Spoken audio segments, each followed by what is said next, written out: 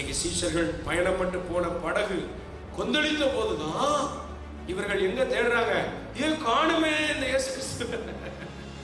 அதுக்கப்புறம் தான் தேட ஆரம்பிக்கிறாங்க. அது வரைக்கும் அவங்க பேசி அவங்களுடைய காரியங்கள், ஒவ்வொருத்தருக்கும் ஒவ்வொரு பத்தி கவலை, ஒவ்வொரு சீஷர்களுக்கும் ஒவ்வொரு பிரச்சனை போட்டுக்கிட்டு இவங்க பேசிக்கிட்டு எதை மறந்துட்டாங்க, ஆண்டவரை தேடல. இவ்வளவு நேரம் அவர் கூட தானே இருந்தோம், இவ்வளவு நேரம் சர்ச்சில் தானே இருந்தோம்.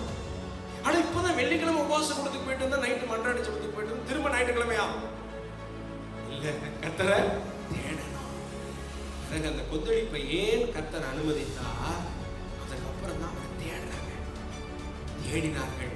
கர்த்தர் எழுந்து காற்றையும் கடலையும் அமர்த்தினார். கரங்களை தட்டி கர்த்தரை மகிமைப்படுத்துவோமா? ஹல்லேலூயா, ஹல்லேலூயா. ஏன் தேடணும்? தம்பி தங்கச்சி, ஏன் வரமாட்டேங்குது கணக்கு, ஏன் வரமாட்டேங்குது பிசிக்ஸ், ஏன் வரமாட்டேங்குது ஜியோமெட்ரி? அது உனக்கு வராதுன்னு ஆண்டவருக்கு நல்லா தெரியும். அது வரணும்னா நீ அவர்கிட்ட வரணும். எத்தனை டியூஷன் போனாலும் யார்கிட்ட வரணும்? அவருக்கு தெரியும். இந்த பலவீனத்துல நீ என்னைய தேடினா தான் நான் உனக்கு உதவி செய்வேன். எனக்கு தெரியும் உனக்கு கணக்கு வராது. வாத்தியார் டம்மு டம்முன்னு அடிக்கிறாருன்னு தெரியும், அசவு வாங்குறது தெரியும், திட்டு வாங்குறது தெரியும், கிளாஸ்ல வெளியே நிப்பாட்டுறது தெரியும்.